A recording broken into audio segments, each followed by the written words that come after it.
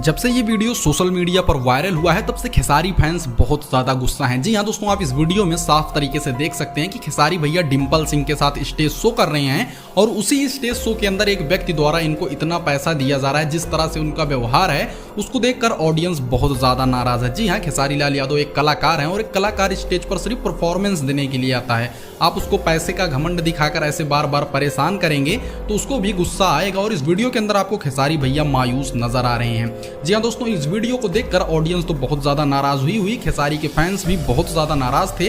लेकिन दोस्तों, जब इस वीडियो की थोड़ी सी रिसर्च की गई तो ये पता चला कि इस वीडियो के अंदर जो शख्स है वो कोई आम आदमी भी नहीं है, वो खेसारी भैया के बुआ के लड़के हैं, जिस वजह से वो कुछ ज्यादा ही मस्ती कर रहे थे। लेकिन ऑडियंस को ये देखकर बहुत ज्यादा गुस्सा आ रहा था। वैसे खेसारी भैया इससे नाराज नहीं हुए, बस थोड़े से उदास दिख रहे थे स्टेज पर। वैसे दोस्तों, क्या इनके बुआ के लड़के को भी ऐसा करना चाहिए था या नहीं, इनको कमेंट करके जरूर बताइएगा।